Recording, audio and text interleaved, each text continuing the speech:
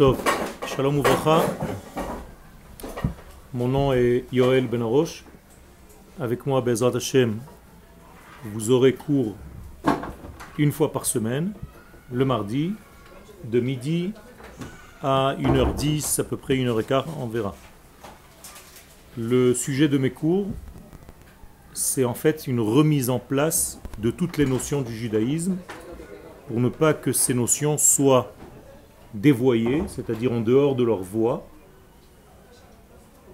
Et cette remise en place est nécessaire, vous allez le voir, Bezrat Hashem, pour comprendre beaucoup de notions que nous avons l'impression de connaître et qu'il faut en fait remettre en place lorsqu'on veut étudier la Torah d'une manière sérieuse. Je vous souhaite, Bezrat Hashem, une belle année et une belle Torah qui va vous remplir et qui va vous permettre de remplir à votre tour le monde des valeurs divines. C'est le but pour lequel le peuple d'Israël fut créé. Nous avons été créés pour une seule chose.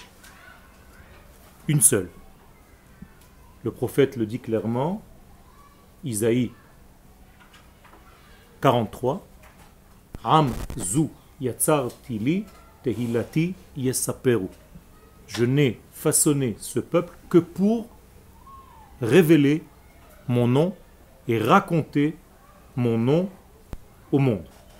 Qu'est-ce que ça veut dire? Ça veut dire que par le biais du peuple d'Israël, les valeurs de Dieu passent au monde. Si Israël ne joue pas son rôle, c'est comme si Chaz v'Shalom on laissait Dieu dans le ciel. C'est comme si Dieu n'avait pas la possibilité de se dévoiler sur terre. Lui-même a choisi cet ordre-là, que les choses se dévoilent par le biais du peuple d'Israël, et donc il est important de comprendre notre rôle en tant que peuple, et pas seulement comme des juifs individuellement parlant. Pour le premier cours de l'année Bezrat Hashem, j'ai écrit un cours que je vais maintenant Bezrat Hashem partager avec vous. J'aimerais que pour les prochains cours Bezrat Hashem vous veniez à l'heure, s'il vous plaît, parce qu'on a tellement peu de temps dans la semaine que c'est dommage, et j'ai pour habitude, et les anciens élèves me connaissent, de venir à l'heure.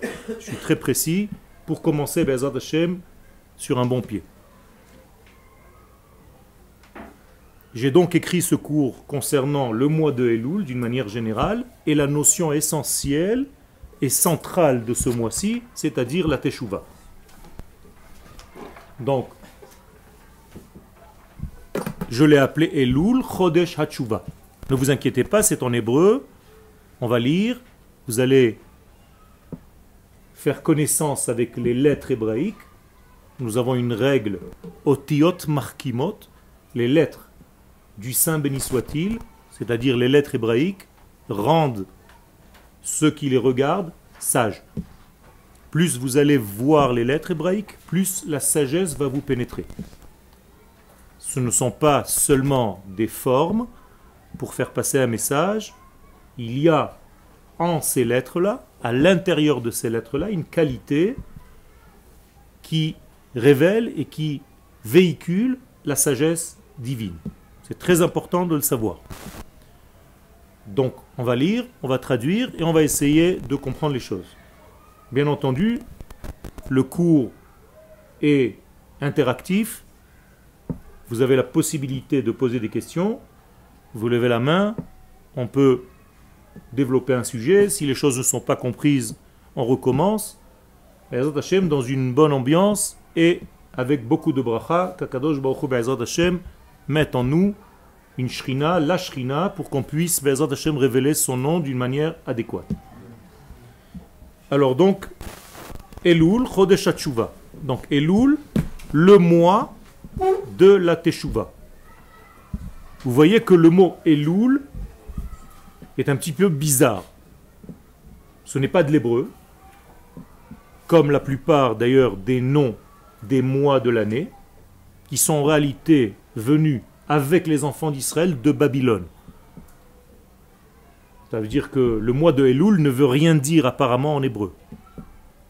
C'est vrai, mais en araméen, il veut dire quelque chose. Il veut dire scruter. Il veut dire rechercher. Il veut dire approfondir. Par exemple, lorsqu'il s'agit des explorateurs, vous connaissez dans la Torah la paracha des Meraglim, Shlach Lecha, où Dieu dit à Moshe d'envoyer des hommes pour aller voir la terre. Moshe leur dit Veyaturu et haaretz, qu'ils aillent voir la terre, et dans la traduction de Onkelos, il est écrit Veya alelu at yara. C'est-à-dire, ils emploient là-bas le terme de Elul comme aller fouiller, aller rechercher, aller approfondir. Là-bas, il s'agit de la terre. Si on traduit cela dans notre mois, c'est-à-dire que c'est le mois de la recherche intérieure. Donc Elul ne reste plus maintenant sans traduction. Sa traduction est simple, c'est le mois où nous sommes capables d'aller au fond de soi pour rechercher notre véritable identité, ce pourquoi nous avons été créés. Chacun de nous a envie de savoir ce qu'il est venu faire dans ce monde. Vous êtes en train de vous chercher, vous êtes à un âge où vous vous cherchez dans la vie, certains plus, certains moins, mais ce mois-ci, et cette terminologie, ce terme-là de Elul, c'est justement la recherche de. Je vais au fond de moi pour chercher ce pourquoi je suis là. Et donc je l'ai appelé Chodesh HaTeshuvah, le mois du retour. Et pas seulement du repentir. Parce qu'en français, vous avez l'habitude d'utiliser la Teshuvah seulement pour le repentir. Vous allez voir que le mot Teshuvah en hébreu a plusieurs sens. Il peut être aussi une réponse à une question. Il y a une she'ela et une Teshuvah, une question et une réponse. Et il y a aussi la shuv, à l'infinitif, revenir. Donc Teshuvah veut dire retour. Donc, qui dit retour vers quoi? Je dois savoir vers quoi je vais, vers quoi je repars. Car qui dit retour dit que je suis venu de là-bas. Je ne fais que retourner. Vous comprenez qu'il y a beaucoup de notions à voir. On va commencer et vous allez voir que Be'ezrat Hashem, vous allez avoir une notion de la Teshuvah qui change, je pense, de ce que vous aviez jusqu'à aujourd'hui. La Teshuvah est noa cosmique. La Teshuvah est un mouvement cosmique. Chez Inyana, dont le but est les galotes et haboré babria, de révéler le Créateur dans sa création. Qu'est-ce que cela veut dire? Ça veut dire tout simplement que la Teshuvah est un mouvement qui existe. Ce n'est pas nous qui l'inventons. C'est une notion qui est là. Elle existe d'ailleurs même avant la création du monde. Il est écrit dans le traité de Psachim, la Gemara, à la page 54, que la Teshuvah a précédé la création du monde. Elle a précédé le monde. Ça veut dire que la Teshuvah n'a pas besoin d'un fauteur. Vous avez l'impression que pour faire Teshuvah, il faut d'abord fauter. Mais là, on va apprendre que non.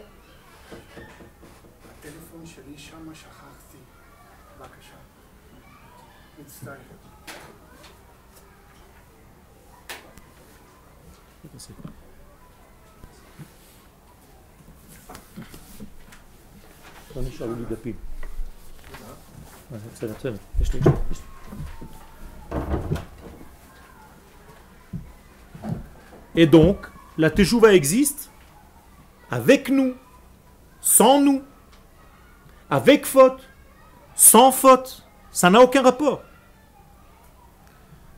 Sinon, les sages n'auraient pas dit que la Teshuvah existait avant même la création du monde. Parce qu'avant la création du monde, il n'y a pas d'homme, il n'y a pas de fauteur, il n'y a rien du tout. Alors de quoi tu parles? Donc il faut assimiler toutes ces notions, c'est très important. Pour vous expliquer cela, je vais vous donner un exemple. À quoi ressemble ce mouvement cosmique dont je viens de parler? Qui en réalité, c'est le retour de Dieu, de l'infini, dans le monde qu'il a lui-même créé. Vous allez me poser la question, et si vous ne la posez pas, je la pose à votre place. Est-ce que Dieu a quitté le monde pour y revenir? Réponse, en quelque sorte oui. Et je vais vous donner un exemple que Rabbi Avraham ibn Ezra nous donne. En effet, Rabbi Avraham ibn Ezra nous dit que la création du monde utilise le terme en hébreu de bara. Bara en hébreu, c'est être en dehors de quelque chose. En hébreu, bar veut dire extérieur. Par exemple, un chat qui se trouve dans la maison, on dit chatul bait, un chat de maison. Mais un chat sauvage, on appelle chatul bar. Donc le mot bar, deux lettres, bet, resh, veut dire extérieur. Donc le terme utilisé pour la création, c'est bara. Donc si je découpe le mot bara, j'ai toujours les deux premières lettres bar et il me reste le aleph. Donc la création, c'est tout simplement une sortie du aleph. Or le aleph, c'est l'unité divine. Donc la création, c'est sortir de l'unité divine pour nous trouver dans un monde de détails. Voilà ce que représente la création. C'est clair? Ça veut dire je sors de l'unicité divine pour arriver dans un monde de détails, de pluriel. Slicha? C'est le Big Bang qui ressemble à ça. D'accord. Ça veut dire que nous sommes dans la Torah, dans l'essence des choses. Et si vous allez trouver dans la science des ressemblances, c'est toujours dans le sens où elles reconnaissent la véracité de notre Torah. Car notre Torah n'est pas une invention humaine, c'est en réalité la parole de l'infini. Il faut bien comprendre, c'est énorme ce qu'on est en train de dire ici. C'est-à-dire quand on étudie la Torah, vous étudiez en fait la parole de l'infini. Donc l'infini s'intéresse à nous. C'est incroyable. Je le dis et j'ai peur même. Comment est-ce que l'infini, béni soit-il, qui a créé toutes les galaxies, tous les mondes, s'intéresse à moi, petit bonhomme, et à ce que je vais faire, et comment je vais attacher mes lacets le matin? Incroyable. Donc toute la Torah que nous étudions est une Torah qui est objective, car elle vient de la source infinie, de la vérité absolue. Moralité, si nous ne croyons pas dans cette Torah, quelle est la vérité absolue, ça ne sert à rien en fait de l'étudier. Et si vous ne pensez pas que c'est l'infini, béni soit-il, qui nous l'a donné, et que vous pensez que ce sont des hommes qui l'ont écrite, ça ne sert à rien de l'étudier. Car un homme, aussi grand soit-il, c'est toujours un homme. Si j'avais l'impression que Moshe a écrit la Torah, excusez-moi, mais je ne veux plus rester dans la Torah. Je reste dans la Torah parce que je suis convaincu que c'est ce qu'on a reçu de l'infini. Et Moshe n'était que l'intermédiaire. Attention, ce n'est pas une invention humaine. Sinon, on tombe dans la religion. Nous ne sommes pas une religion. Le judaïsme n'est pas une religion. C'est la parole de Dieu, de l'infini béni soit-il, à l'humanité à travers un peuple qu'il a choisi, Israël. D'accord? La religion, c'est une invention humaine, de gestes. C'est-à-dire, je mets les tefilines, donc je suis juif. Non, chez nous, c'est pas ça. Tu es juif bien avant de mettre les tefilines. Et si tu n'étais pas faisant partie de ce peuple d'Israël, tu n'aurais même pas besoin de mettre les tefilines, on ne te demande rien. Ce n'est pas les tefilines qui te rendent juif. D'ailleurs, aucune mitzvah ne nous rend juifs. C'est parce que nous sommes juifs que nous faisons les mitzvot. On est bien d'accord? Donc ce mouvement ressemble, dit Rabbi Avraham ibn Ezra, à une maman qui accouche un bébé. Que se passe-t-il au moment de l'accouchement? Le bébé sort. Rappelez-vous le terme bar. D'ailleurs, comment est-ce qu'on dit un fils en hébreu? Bar. La même chose. Quand tu dis à quelqu'un tu es bar mitzvah, ça veut dire quoi? Tu es fils de la mitzvah. Donc le mot bar et ben en hébreu, c'est la même chose. Tu peux dire Rabbi Shimon ben Yochai, Rabbi Shimon fils de Yochai, ou bien Rabbi Shimon bar Yochai, c'est la même chose. Rabbi Shimon fils, donc qui est sorti de son papa qui s'appelait Yochai.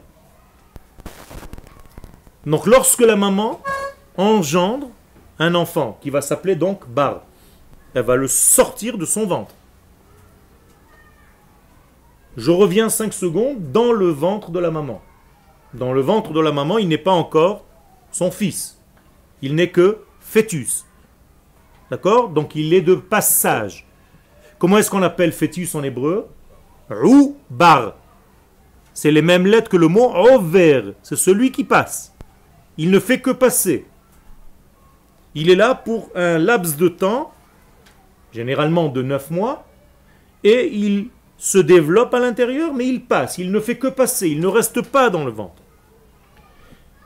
De quoi est-il nourri, ce fœtus, lorsqu'il est dans le ventre de sa mère? De la maman elle-même. Il y a un cordon ombilical qui le relie à la maman et il se nourrit de la nourriture que la mère mange.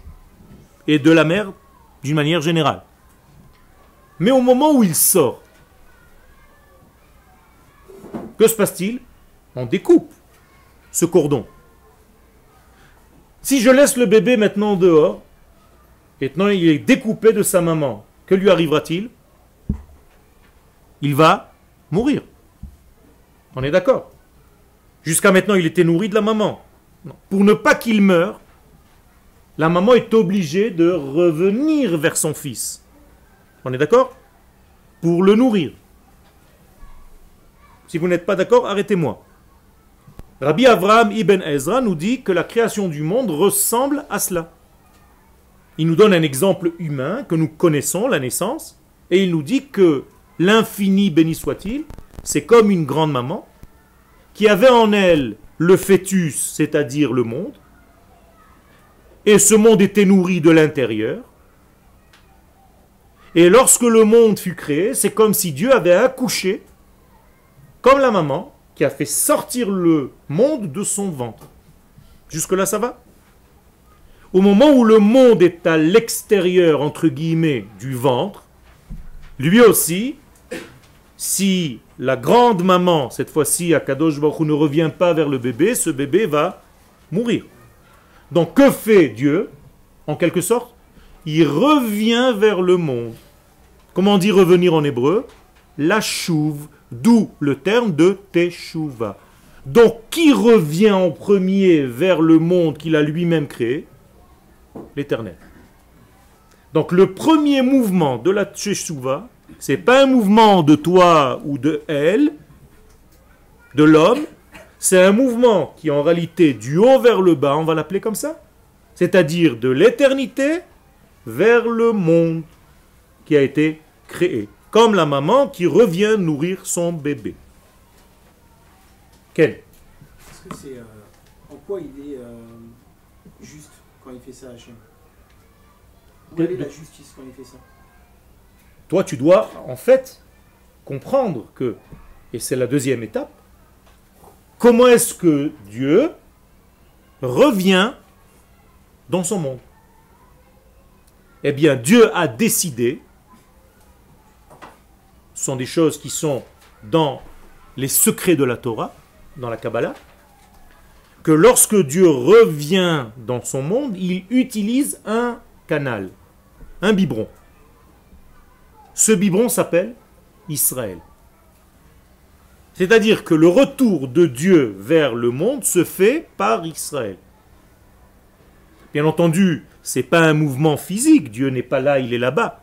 Je parle d'un dévoilement. Quand je dis retour, c'est un dévoilement. Donc Dieu se révèle, se dévoile dans le monde grâce à Israël. Si Israël ne fait pas son travail, c'est ce que je vous ai dit au départ, Dieu ne se révélera pas dans ce monde. C'est lui qui a choisi cette condition. C'est lui qui a fixé cette condition.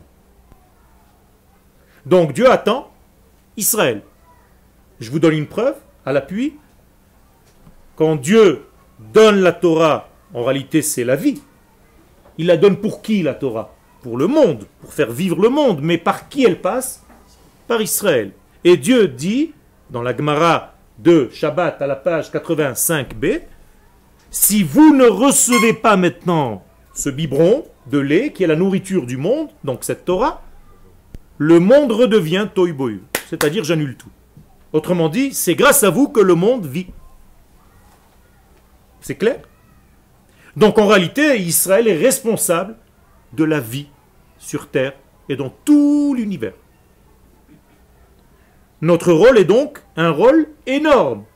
Il est infini de faire revenir les valeurs de l'infini à travers nous, à travers nos actions, à travers nos pensées, à travers nos paroles, dans le monde.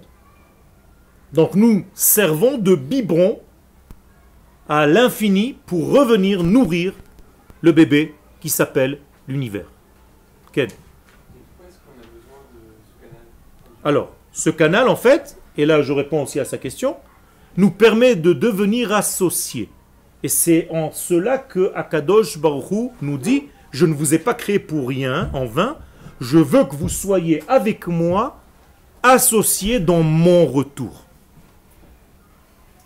Ça veut dire que ça nous rentre maintenant comme associés avec Dieu pour ce qu'on appelle la réparation du monde. Extraordinaire. En quelques minutes, je vous ai prouvé que nous sommes associés à la création du monde. Et nous ne sommes pas des robots. Car nous pouvons, chas shalom, refuser de jouer le jeu. En tant qu'individu, en tout cas. La nation, elle a accepté, puisque sur le mont Sinaï, nous avons dit, Naase venishma. On va le faire. Même si on ne comprend pas tout, on est d'accord, on est associés, on signe. On comprendra au fur et à mesure. Mais on a accepté. À partir du moment où on a accepté, on est maintenant dans ce système d'association avec Dieu. À l'intérieur de ce système, il y a des individus. Toi, moi, lui. Et si, chas v'shalom, l'un d'entre nous ne veut plus jouer le rôle, qu'est-ce qu'il fait? Il sort. Il s'en va, il ne veut plus jouer le rôle, il ne veut plus qu'on lui parle ni de judaïsme, ni de la terre d'Israël, ni de la Torah, ni de toutes ces choses-là. Il vit sa petite vie. Est-ce que pour autant le mouvement général s'est arrêté? Non. Mais lui ne fait plus partie de ce mouvement général, c'est-à-dire c'est comme si son canal a été bouché. Est-ce qu'il reste Israël, faisant partie du peuple juif? Oui. Mais Israël bouché. Comment est-ce qu'on appelle quelque chose qui est bouché en hébreu? Satum ou atum. Mais c'est la même racine que le mot tamé, impur. Donc l'impureté, c'est devenir bouché à la circulation de l'infini dans ce monde. Mais ça, on peut le faire qu'au niveau individuel. Au niveau collectif, on a déjà accepté, on est dans le programme. C'est fini. Il n'y a plus de marche arrière. Ken. Les nations, les nations du monde ont accepté le rôle d'Israël parce que, et là j'arrive, mais vous voyez, j'ai déjà mangé le cours, mais c'est pas grave, Israël ne peut jouer son rôle que à partir d'un lieu précis sur la planète Terre. La terre d'Israël. Pourquoi je vous dis ça? Parce que c'est ce que Dieu dit à Abraham. C'est le premier rendez-vous de l'histoire entre l'infini et un homme. Qu'est-ce qu'il dit Dieu à Abraham? Quitte l'endroit où tu te trouves parce que tu n'es pas au bon endroit et va vers un seul lieu que je t'indiquerai. Ce lieu, c'est la terre d'Israël. Car là-bas, je ferai de toi un peuple et c'est en tant que peuple sur cette terre-là que mon nom à moi sera révélé dans le monde. Moralité, tant que Abraham était en dehors de cette terre, il ne pouvait pas faire avancer le processus. Donc il fallait qu'il déménage, qu'il vienne ici, qu'il fonde cette nation d'Israël que nous sommes, et c'est en tant que nation sur la terre que nous pouvons jouer ce rôle. À partir du moment où les nations du monde acceptent de donner au peuple d'Israël ce lieu, et donc elles ont signé en 1948 l'acceptation de l'État d'Israël, le processus de Géoula, de rédemption totale, a commencé. Il n'est pas encore définitif, parce qu'elles ont voté, mais certaines d'entre elles ont regretté d'avoir voté. Donc il n'y a pas une acceptation totale intérieure. Mais même dans leur refus, s'ils ont refusé et ils nous tiennent pour responsables des maux de ce monde, c'est-à-dire qu'ils ont accepté. Intuitivement, ces nations savent que Dieu doit descendre par nous. D'ailleurs, à chaque fois qu'on cherche un Dieu pour le monde, on le trouve chez qui? Chez nous. Nous fournissons les dieux. D'accord? Les chrétiens se sont fournis chez nous. Toutes les statues de la Avodazara du monde, chez qui on les achetait? Chez le papa de Abraham. Donc il avait un magasin de Dieu. Donc nous sommes des grossistes en Dieu. À chaque fois que le monde a besoin du divin, ils viennent tous vers Israël. Intuitivement, ils savent. Mohammed a étudié où? Chez les sages d'Israël. Tout vient d'ici. Donc cette reconnaissance est intuitive et elle va devenir de plus en plus concrète, assimilée et acceptée. Ken, c'est bon, les questions commencent à sortir. Vous me faisiez peur tout à l'heure, je pensais que vous étiez des poissons, mais Baruch Hashem, je vois que vous êtes des hommes. Ken. Pendant plusieurs centaines d'années, les Juifs ont quand même rayonné, ils ont quand même dévoilé le nom d'Hachem, même sans Israël. Alors, effectivement, pendant des milliers d'années, les enfants d'Israël ont révélé le nom de Dieu sans être sur leur terre. C'est vrai, mais ce n'est pas d'une manière complète. Et c'est pour ça que le prophète Ézéchiel, au chapitre 36, nous dit que tant que le peuple n'est pas sur sa terre, même la révélation qu'il fait n'est pas encore la révélation que Dieu veut. Et il les considère là-bas comme des morts, Chas v'Shalom, qu'il faut sortir du cimetière pour les ramener vers la terre de la vie. Tu peux le lire, Ézéchiel 36. Quel? Et comment on peut révéler l'entièreté de la planète si on est fixé sur un seul endroit? Il a fait. On révèle à toute la planète à partir de cet endroit. Comme le texte le dit, tu le dis toi-même, Ki mitzion tetse Torah ou Dvar Hashem mi Yerushalayim.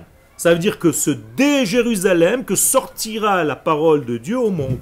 Donc tu n'as pas besoin de te balader, entre guillemets, pour diffuser quelque chose. Aujourd'hui, avec la technologie moderne, on sait que les valeurs que nous générons au monde peuvent être générées sans qu'on puisse bouger, sans qu'on doive bouger d'ici.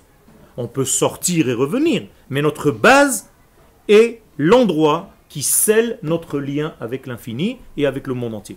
C'est de ce lieu-là que Dieu se dévoile, et donc à partir de ce lieu-là que nous pouvons être ce que nous sommes vis-à-vis des nations.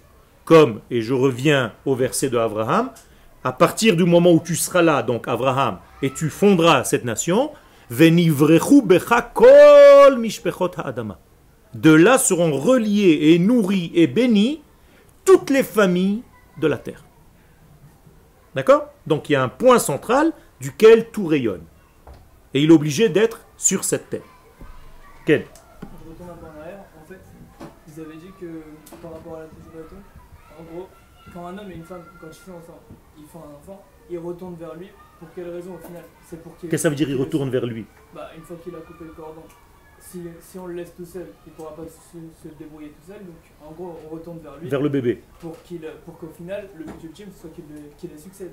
Exactement. Pourquoi il retourne vers nous? Il a fait. Parce qu'il ne veut pas qu'on leur succède. Il a fait. Dieu veut qu'on soit en réalité sa révélation. Donc Dieu en fait a besoin entre guillemets de nous. C'est lui qui a créé ce système pour nous dire je veux que tu deviennes en fait grand. Qu'est-ce que ça veut dire que tu deviennes grand? Tu deviennes un peuple.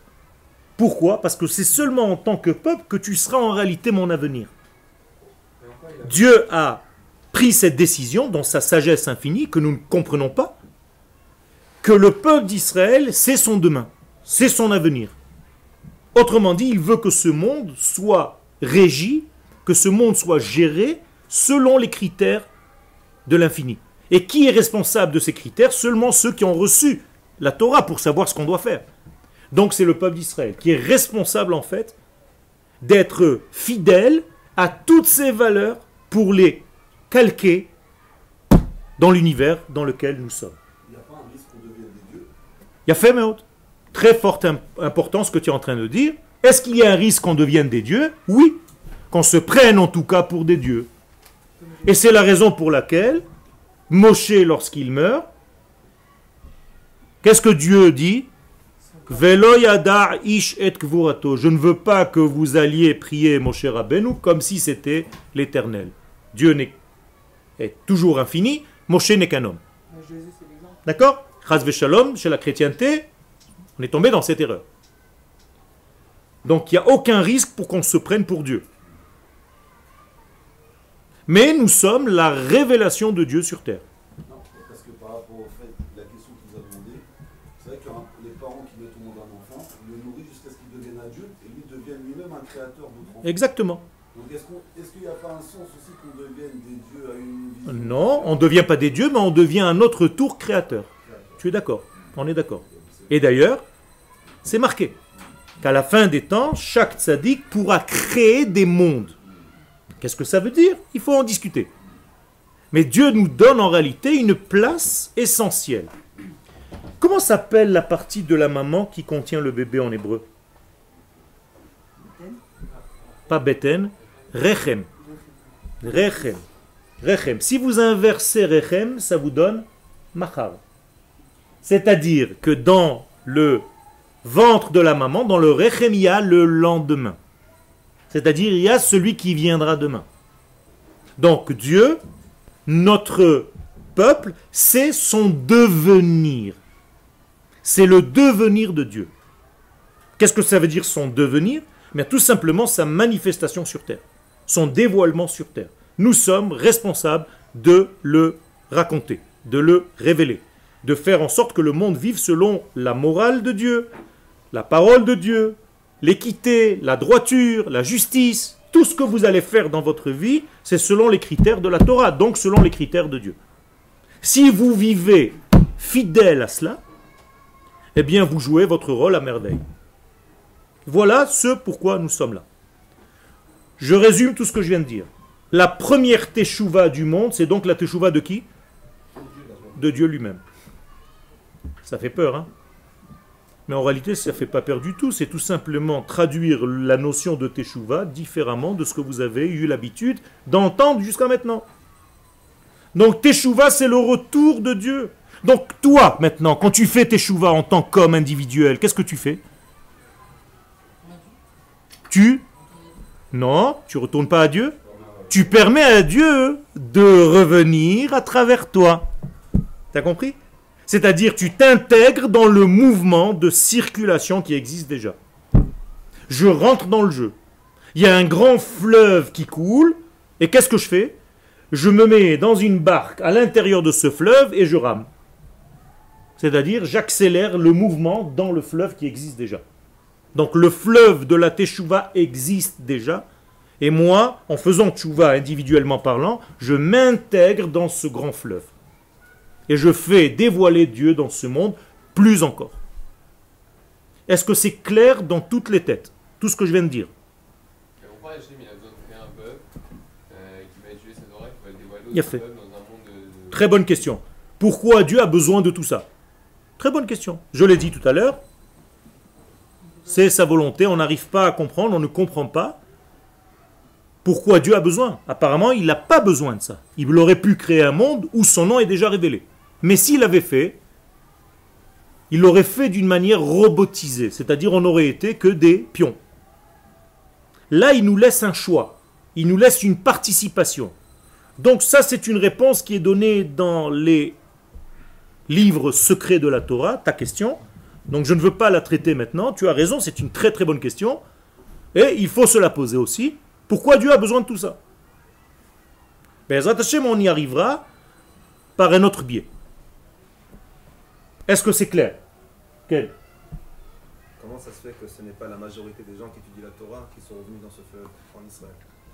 Alors, ça aussi c'est une très bonne question. Comment se fait-il que c'est pas la majorité des gens qui étudient la Torah qui sont rentrés dans ce fleuve? C'est-à-dire qui viennent en fait, c'est ce que tu veux dire d'après ta question, habiter sur cette terre. Tout simplement parce qu'il y a encore certaines différences de compréhension de notre rôle. Certains d'entre nous pensent qu'ils peuvent faire ce travail en dehors encore de la terre d'Israël, et d'autres qui sont convaincus, selon la Torah aussi, que le but est de faire ce travail à partir de cette terre. Moi, je fais partie des gens qui pensent comme la deuxième solution, qu'on ne peut pas agir réellement selon un peuple si on est en dehors de notre terre. Donc, Be'ezrat Hashem, le sujet reste ouvert, mais Be'ezrat Hashem, vous allez comprendre selon des références, je n'invente pas quelque chose. Nous avons, Baruch Hashem, des montagnes de références pour prouver ce que nous sommes en train de dire. Et donc il y a, non, pas autant, très très peu de références. C'est-à-dire parce que la Torah tout entière ne parle que du retour des enfants d'Israël sur la terre. Et je vais tout de suite vous donner un verset récapitulatif de tout ce que je suis en train de dire. Nous sommes en train de lire un livre qui s'appelle Dvarim. Eh bien, dans le livre de Dvarim, nous avons un chapitre, le chapitre 6. Et dans le chapitre 6, le texte nous dit clairement Vezot mitzvah, voilà la mitzvah, générale, il parle de la Torah. Hachukim, toutes les préceptes. Ve'amishpatim, toutes les lois. Asher tziva Hashem Elohechem lelamed etchem, que Dieu l'Éternel vous a donné pour vous enseigner. Et quelle est la suite du verset? La asot ba'aretz, pour que vous puissiez les faire sur la terre.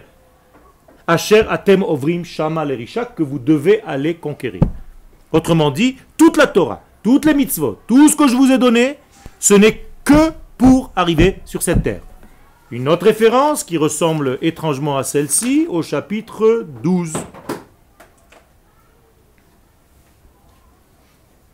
Chapitre 12 nous dit Ele hachukim, voici les préceptes, ve'amishpatim, et les lois, asher tishmerun, que je vous ordonne d'observer, la asot, pour les faire, pour les appliquer, ba'aretz, sur la terre, asher natan Adonai Elohe avotecha, lecha lerishta, kol hayamim, asher atem chaim al ha'adama.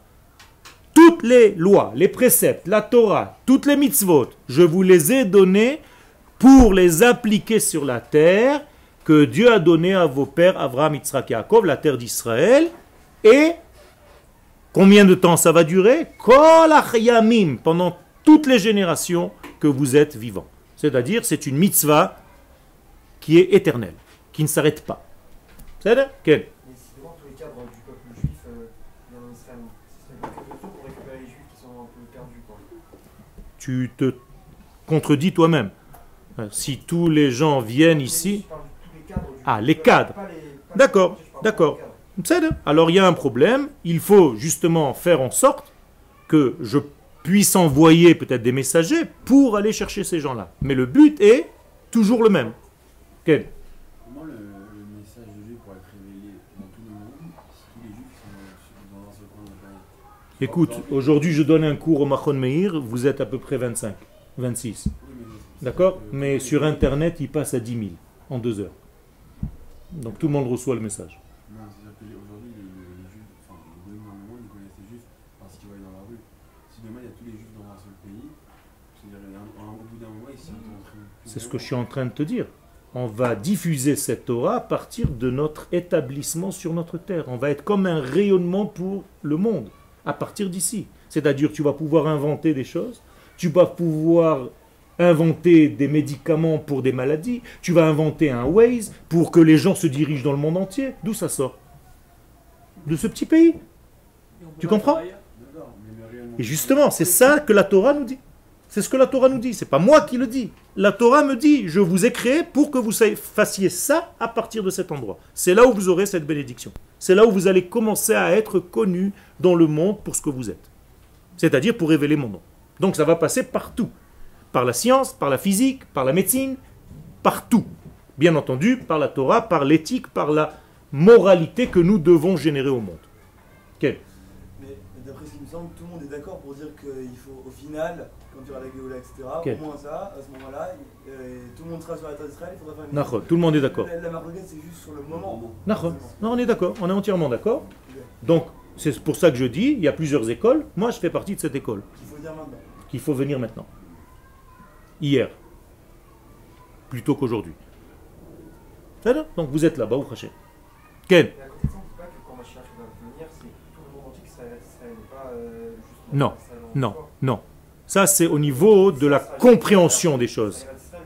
Non, c'est pas que Paris va devenir faisant partie d'Eretz Israël. C'est que la notion d'Eretz Israël va se diffuser jusque là-bas. Tu comprends? C'est ça, c'est dans ce sens-là. Eh bien, ça répond à sa question. C'est-à-dire quand le Mashiach sera là, quand tout se révélera, on n'aura pas besoin de bouger. La lumière va émaner. C'est comme un roi. Est-ce qu'un roi a besoin d'aller dans tous les pays pour se faire connaître? Non. Ce sont les pays qui envoient des messagers pour venir. Voici le roi d'Éthiopie avec son épouse. Il rentre, il voit le roi Salomon. D'accord? C'est comme ça que ça se passe.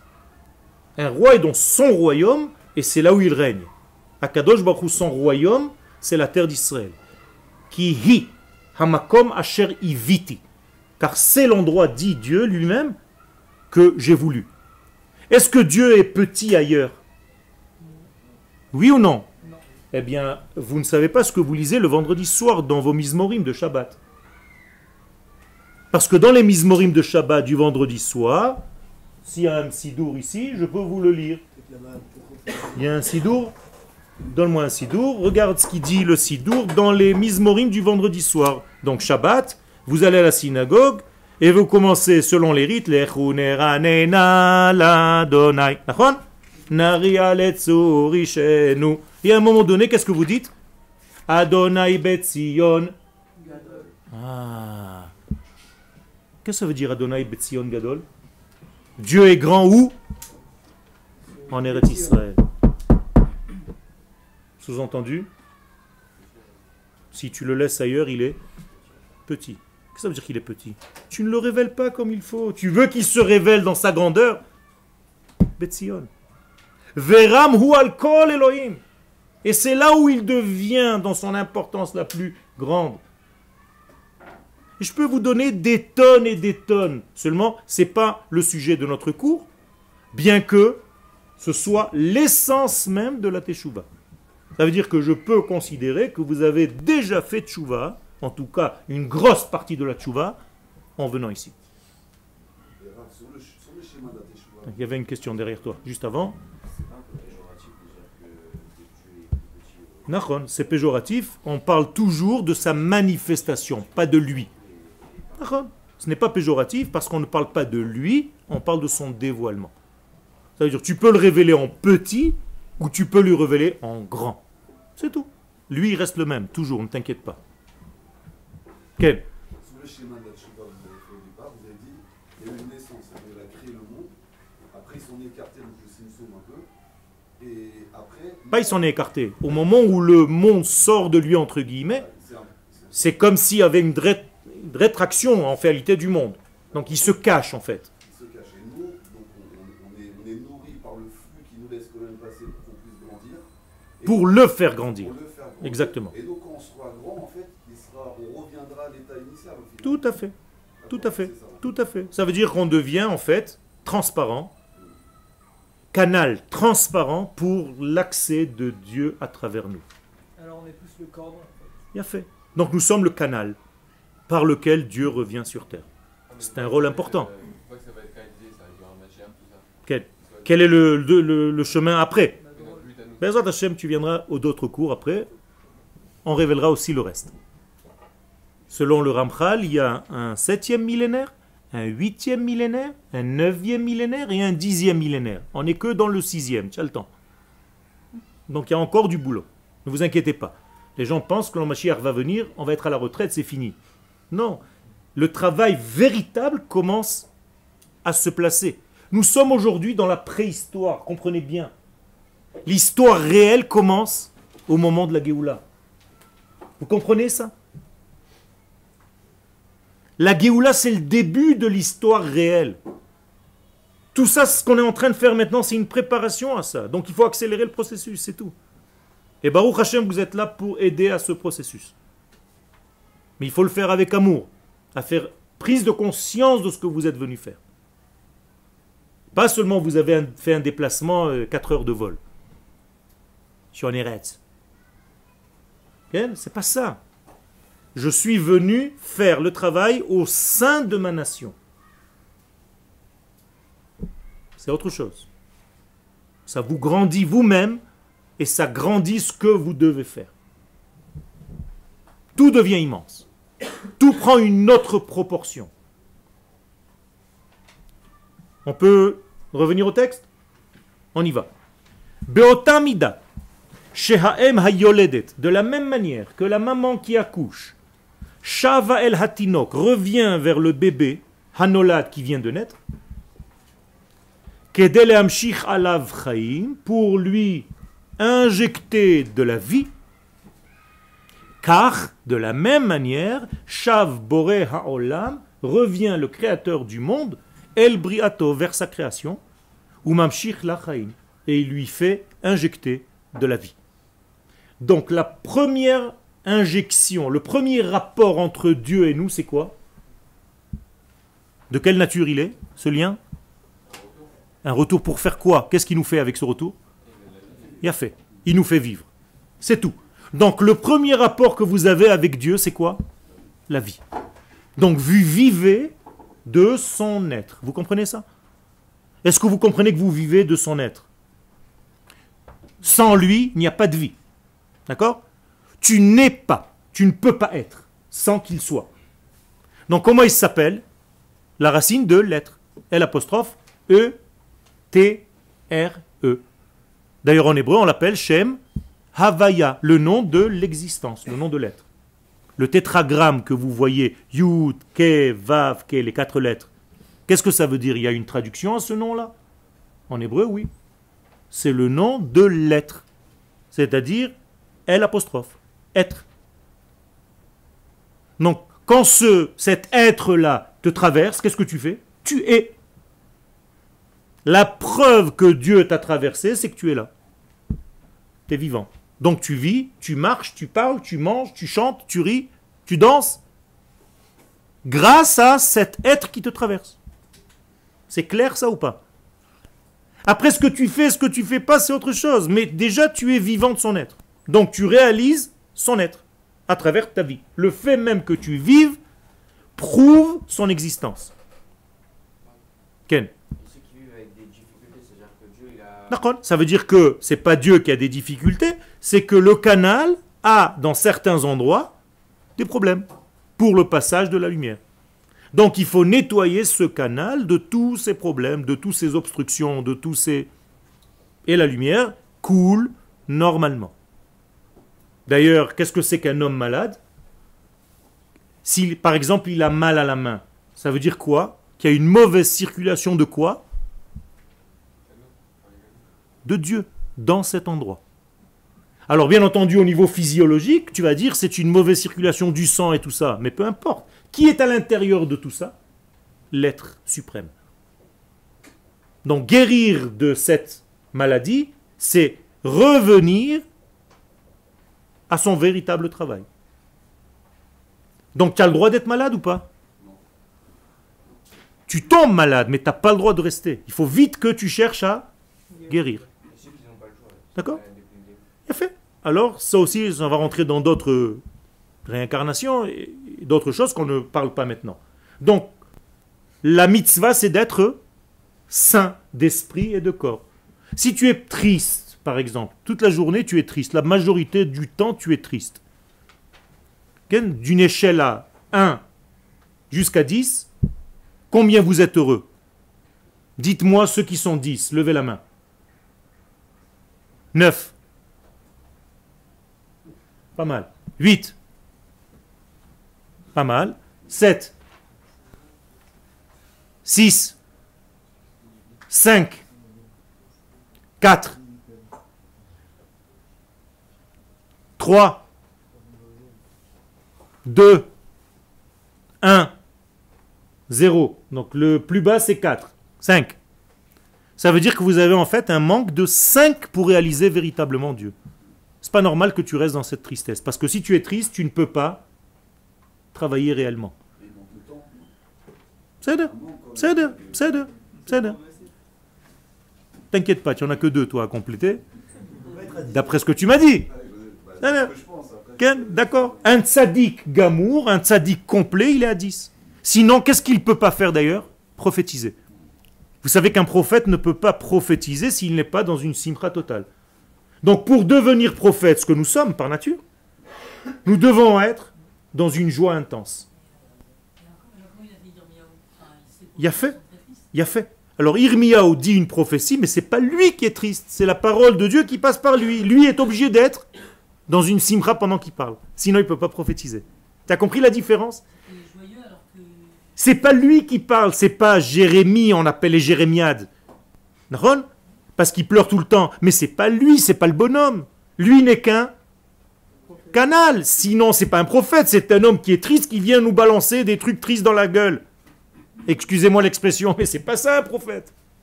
C'est Dieu qui parle à travers lui. Donc lui est heureux, mais il dit des choses qui sont un petit peu difficiles à entendre. Grande différence, attention. Il a fait. Donc le Yetzer Hara, qu'est-ce qu'il fait? Il vous rend triste, il vous enlève 5 degrés sur 10, et il se nourrit de ces 5 degrés. Comme ça, au moins, tu ne fais pas ton travail, et lui, il danse pendant ce temps.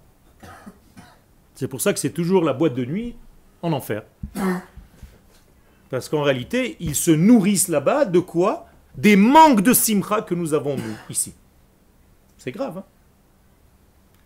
Voilà une teshuva avec laquelle il faut arriver avant Rosh Hashanah. Avant Rosh Hashanah, vous devez arriver à 8, 10 de simcha. Première teshuva avant de parler d'autre chose. Avant de parler des tfilines, avant de parler de ta tfila, avant de parler de quoi que ce soit. T'es pas heureux, donc il y a quelque chose qui ne va pas. On peut arriver à 10 sans le temple? La Vadaï. Il y a un temple intérieur. Alors extérieurement parlant, au niveau du klal, tu n'auras pas encore l'aboutissement. Mais toi, au niveau intérieur, tu es au maximum de tes possibilités. Moshe. C'est la vie qui nous empêche. Il a fait, c'est toujours la vie. Non, ça veut des choses qui ne sont pas contrôlables. Mais c'est toujours la vie. Tout est contrôlable par rapport à comment toi, tu reçois la chose. Par exemple, je donne un film maintenant. Vous êtes ici 26 personnes, Bli Ainara. Vous allez voir les 26 le même film. Est-ce que ce film vous aura pénétré de la même manière? Non. Pourquoi? Parce que vous êtes un écran vous-même, et l'accès du film à votre identité va arriver d'une manière différente. Si tu es noir, le film sera noir. Si tu es vert, le film sera vert. Vous comprenez? Et d'ailleurs, ça change. Tu n'es pas avec la même sensation tous les heures de la journée. Il y a des moments où tu es un petit peu mieux, un petit peu moins bien. D'ailleurs, si vous voulez voir si un cours est bon, à la fin du cours, vous devez sortir avec au moins 1 degré de mieux que ce que vous étiez tout à l'heure. Si vous avez encore 1 minute. Ou quelques minutes. J'espère que j'aurai réussi mon coup. Sinon, c'est pas bien. Et d'ailleurs, je dis à tous mes élèves, ici vous êtes peut-être obligés de venir au cours, mais si le cours ne vous parle pas, il ne faut pas revenir. Il faut que vous soyez transformés à la fin du cours.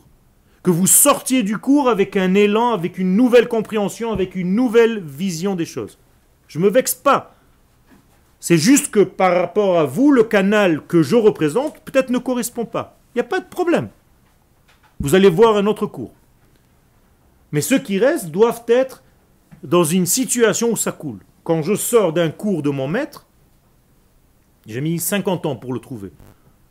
Mais quand je sors d'un cours, je peux écrire un livre. Il m'a transformé la vie. À chaque cours, il y a une transformation totale de mon être. Je sors heureux, nouveau, frais, renouvelé. rempli de vie. D'accord? C'est comme ça qu'il faut sortir d'un cours de Torah. Rempli de vie et d'optimisme pour pouvoir corriger certaines choses que j'ai cru avoir compris, que j'ai cru comprendre, mais qui ne sont pas réellement ce que j'ai pensé. C'est pas grave. On est souple, on change, on avance, on évolue. On fait tous un seul degré, c'est de révéler Dieu sur terre. Et après, chacun choisit son canal. Quel? Et souvent, le mouvement vient de l'extérieur, ça influence notre caractère. Donc là, vous parliez de la teshuva, ça vient de l'extérieur, ça vient vers nous. Mais pour pouvoir être au à 100%, il faudrait que ça vienne de l'intérieur. En réalité, c'est faux. Tout vient de l'intérieur déjà. Parce que ta neshama, c'est quoi? C'est le divin qui est en toi.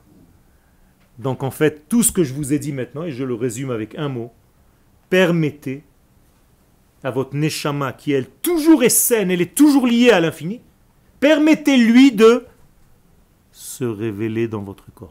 Laissez-la sortir, ne l'étouffez pas. Voilà la teshuva. La véritable teshuva, c'est laisser la neshama que vous avez à l'intérieur. Vous avez tous une neshama. Et ce matin, vous avez dit Elohai neshama shenatatabi tehora. La neshama que tu as mis en lui, elle est pure, elle est 100%, il n'y a rien à faire. Vous l'avez dit ce matin, vous ne mentez pas. C'est vrai. Donc ça veut dire que c'est la partie divine dont j'ai parlé tout à l'heure qui est déjà à l'intérieur de vous. Donc qu'est-ce qu'il faut faire? La laisser sortir. Laissez-la s'exprimer. Laissez votre neshama sortir dans vos actions, dans vos pensées, dans vos paroles, dans votre façon de réfléchir, dans votre façon de voir, dans votre façon d'entendre, dans votre façon de sentir. Tout ça, c'est la neshama qui fait. C'est rien d'autre. Une bouche n'a jamais parlé. Tu poses une bouche sur la table, il n'y a rien du tout qui se passe. C'est la neshama qui utilise cet instrument pour se révéler. D'ailleurs, maintenant, vous êtes en train d'entendre une neshama parler. Ça vous fait peur? Alors, je prends une voix normale, mais si j'avais fait ouh, c'est la même chose. Ce sont des neshamot. Quand vous me posez une question, j'entends une neshama parler à travers votre corps. Donc, laissez-la s'exprimer, laissez-la s'épanouir, laissez-la se révéler. Ça, c'est le véritable mouvement de la tchouva. Toda rabba.